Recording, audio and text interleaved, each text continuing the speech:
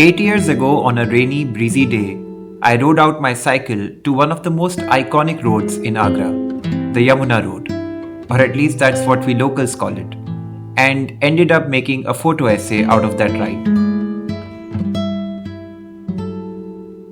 8 years later, on a similar rainy, breezy day, I decided to ride my cycle back on that route and revisit that photo essay, but this time with moving images. As I started from my home in the suburbs and began making my way into the city, I realized that so much has changed in these past 8 years. Back then, there was hardly any traffic on these once solitary roads, even in the middle of the day. Today, even during the early hours of the morning, there are so many vehicles on the wet, glistening road, most of them making their way through the rains to dropping kids to schools. It made me wonder how an entire world sprouts and grows up in less than a decade's time.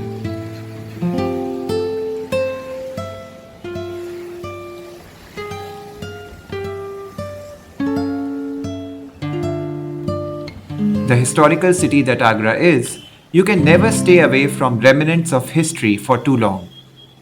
Wandering through the streets of the city, you suddenly find yourself on one of the old, winding, narrow roads from the colonial era, called the Tucker Road, probably named after some British officer.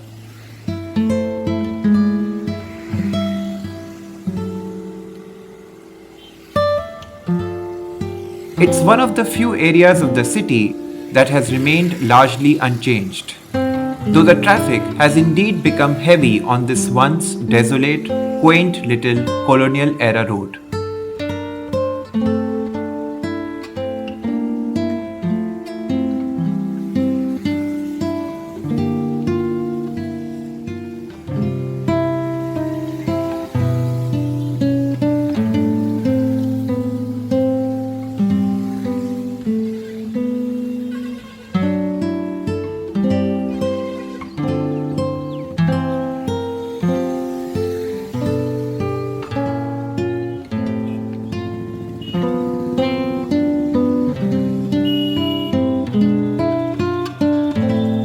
As the Tucker Road ends, we cross the intersection and get on to the Circuit House Road.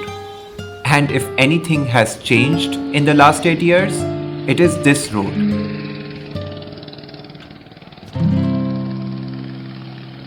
Another vestige of the colonial rule, this road inherited its importance from the pre-independence era. Today it houses not only the Circuit House, which has been the official residence for all the ministers and other important public figures on their visit to the city, but also the Agra golf course. Talk about elite.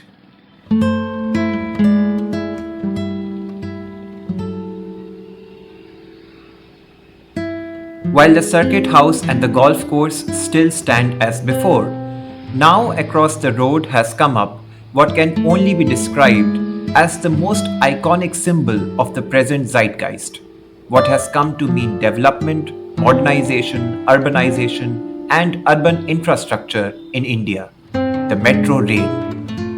Agra, a city that spans roughly 20 kilometers in any direction, has recently gotten its own metro rail.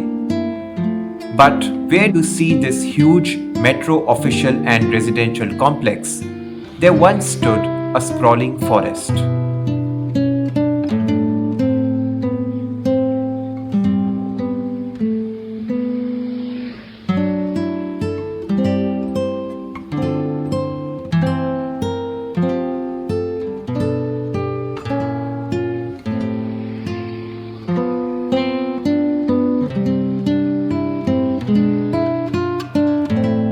At the end of the Circuit House Road, across the public square, we now see a massive entrance to an underground metro station, which again came in place of a huge patch of greenery that formed the posterior of the massive Shah Jahan Park.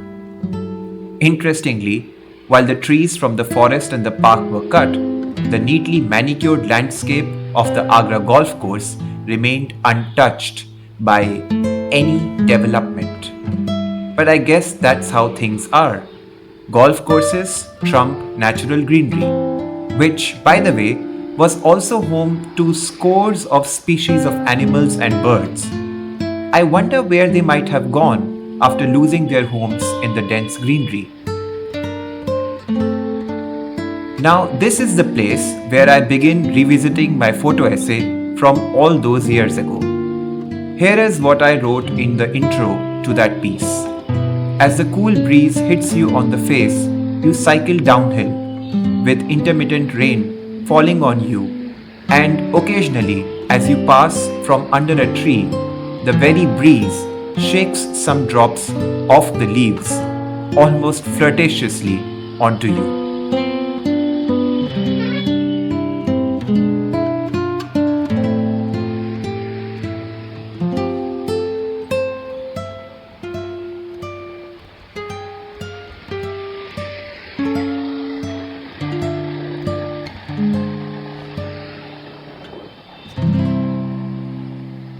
There is no match for cycling in the monsoons, and if you are brave enough, you will cycle about 8 kilometers one way from your home to reach the beautiful Yamuna Road in Agra and be rewarded with one of the most iconic experiences that there can be in the world, literally cycling through history.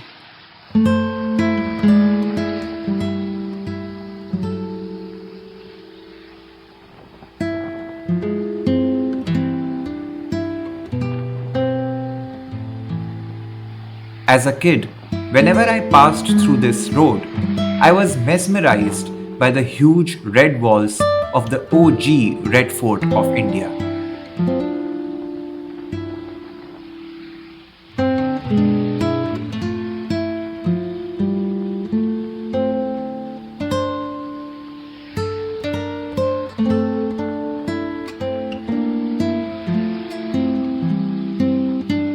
It was a surreal experience to see the imposing curvatures of the walls bordering the Yamuna Road, so massive to behold, with so much history imbued within.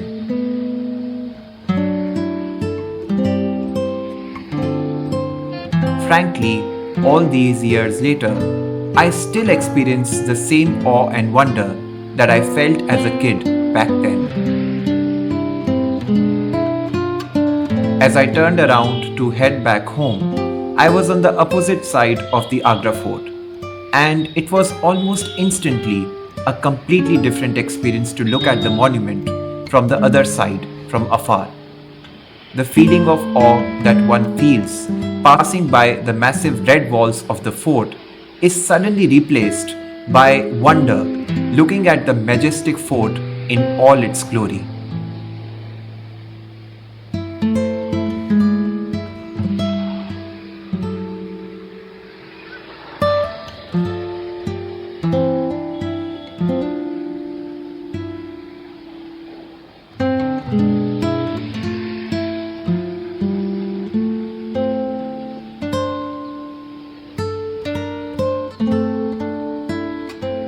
All those years ago, Mughal emperors must have felt pretty invincible.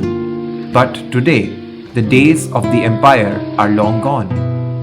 And as the rulers of current regime are desperate to erase this legacy of Mughals, it is almost ridiculous to think that they too must suffer from a sense of invincibility, when in fact, only time prevails.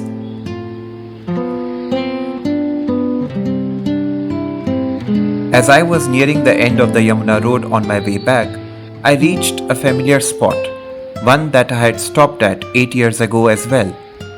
It's the place from where you can spot the Taj Mahal further on the bank of Yamuna. To realize that the monument that was the symbol of Mughal power is standing behind you, as you are looking at the monument that epitomizes the beauty of Mughal architecture, is surreal, isn't it? And then I spotted a tree. It was a familiar one. I remembered it from my cycle ride all those years ago. I remember clicking the arched tree for my photo essay as it framed the Taj Mahal. Now it was much thicker with greenery, and I could no longer take a similar shot where Taj Mahal could peek from below it. This was one thing that had changed, because thankfully, the one thing that had not changed was the presence of that tree. The tree had survived and moreover thrived. Little victories, I guess.